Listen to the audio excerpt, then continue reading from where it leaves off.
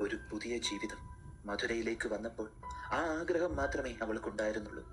കയ്യിലൊരു ധനവുമില്ല എന്ന് അവൻ അവളോട് പറഞ്ഞപ്പോൾ നിസ്സഹായനായ തന്റെ ഭർത്താവിന് നേരെ വിലമതിക്കാനാകാത്ത തന്റെ ചിലമ്പുകളിൽ ഒരെണ്ണം അവൾ വെച്ചു നീട്ടി.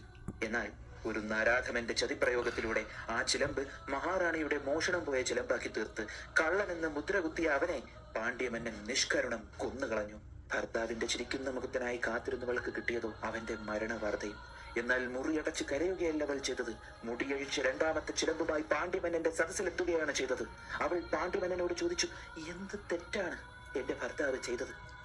മഹാറാണിയുടെ ചിലമ്പ് കെട്ടവന് വധശിക്ഷ വിധിച്ചു എന്ന പാണ്ഡ്യമന്നന്റെ അഹന്ത നിറഞ്ഞ മറുപടി കേട്ട് അവൾ ചോദിച്ചു, മഹാറാണിയുടെ ചിലമ്പിലെ കല്ലുകൾ ഏതായിരുന്നു? മഹാറാണി പറഞ്ഞു, മുത്തുകൾ. കാളിയുടെ യുദ്ധകാഹളത്തിന് സമാനമായി അവൾ അലറി, പാണ്ഡ്യ, നീ ചെയ്തത് പാപം. അടിമയും മത്സരം ചെയ്യാൻ പാടില്ലാത്ത പാപം, ആണ്ടവനും അറക്കനും ചെയ്യാൻ പാടില്ലാത്ത പാപം. ഇതിന് നീ അനുഭവിക്കും.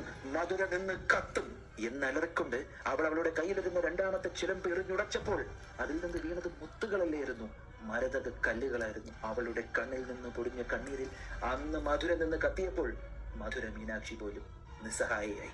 അവൾ കണ്ണകി.